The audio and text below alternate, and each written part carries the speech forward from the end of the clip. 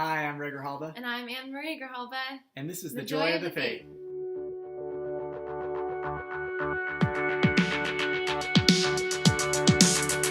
In this video, we're asking you the question, are you single?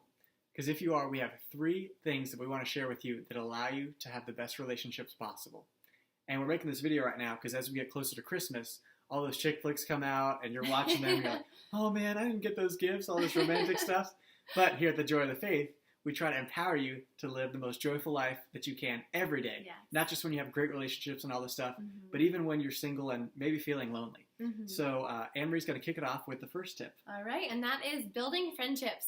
So I was really fortunate when I graduated college to be able to live with 3 other girls, Christian girls, and it was just so neat because we were able to learn from each other, whether it was cooking, work-life balance, just holding each other accountable, whether it was in your prayer life or relationship life, and it was just awesome.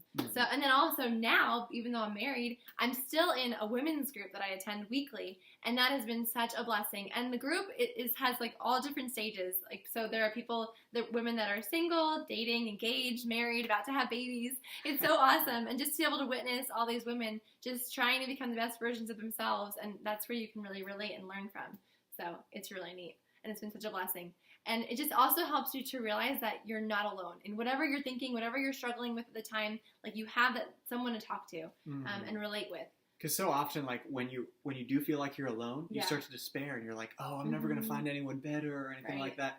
I've got to date this person because they're the only one that's showing interest in me. But it's like, no, when you get out and you see all that opportunity, it's really amazing because you can so often feel like I'm the only one that's going through this. Right, and you can also learn from other people's examples of things that have happened in their lives. Totally. You know? Yeah. Totally. So that's really neat. So we challenge you, if you don't have a men or women's group, so for you men, women, you don't have Sometimes one in I your got a women's area. group. Haha, she doesn't. Well, he picks me up for women's group. I do. So we get the taste of it. Exactly. But but if you don't have one, we really encourage you to try to start one. And if you're nervous, don't really know how to, feel free to message us. We'd be happy to help you. Totally. And the best thing about Men and Women's Group, as a side note, is that it allows you to have something to invite someone to. Yes. So often we're like, I mean, even today, Anne-Marie was like at the car. Oh my gosh, place, getting our car checked. Hey, you want to come to this? You know, it was awesome. Yeah, it's a real great blessing and allows you to spread that impact, I guess, footprint that we have because we are made for community, and that really helps hone in on that. Yeah. So the next tip, which kind of builds off this one, is you need to grow in virtue, because in this time you're preparing for a relationship. You're preparing for something that'll potentially drastically change your life. So you want to grow in like patience and humility and temperance and prudence and everything like that.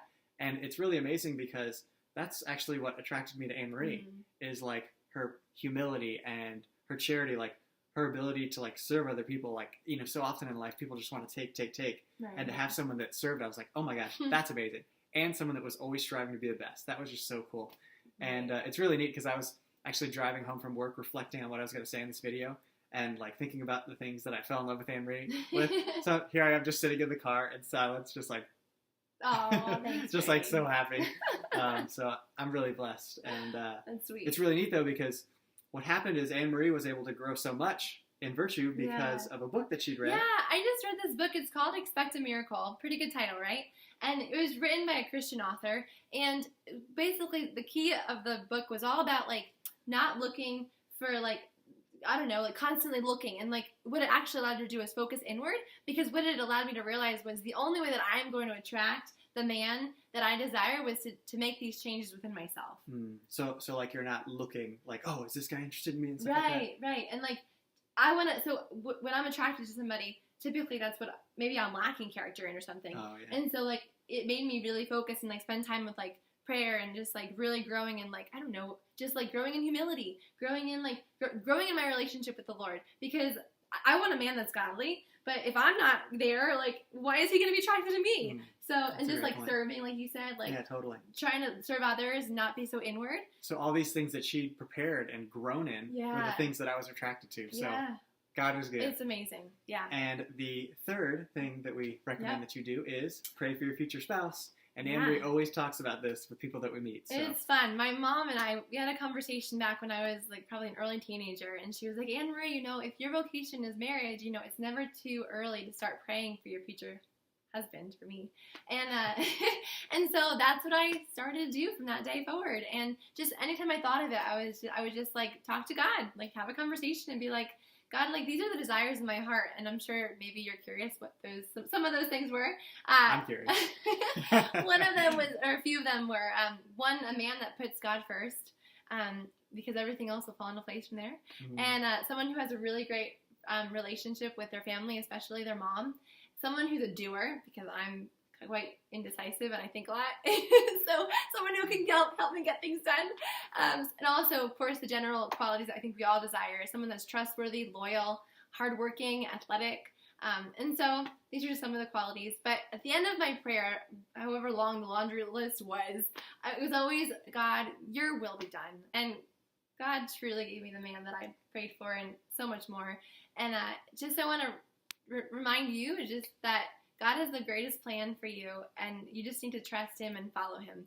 So I hope that helped. And yeah, and these three tips, as we mentioned, really helped us grow and led us to each other. And even allowed us to persevere in like the roughness of dating and even engagement and wedding, because life can be stressful. But if you grow in these virtues, if you have these strong friendships and you're praying for your future spouse, God will take care of you and you will grow as a person. Definitely. So I hope you have enjoyed these tips.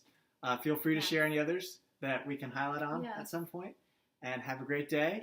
And just enjoy the chapter that you're currently in. If that's singleness for you, then enjoy it. And because here at the Joy of the Faith, we are always focusing on having joy each day. Not just when you have the greatest relationship and everything's going good, when things are tough. And, in this Christmas time where, you might be like, oh, we see all these chick flicks and I don't have someone. Don't embrace those friendships that you have. Grow them. God gave you another day, and we should all be thankful for it. So. Absolutely. Well, hope you have a great day, and God love you.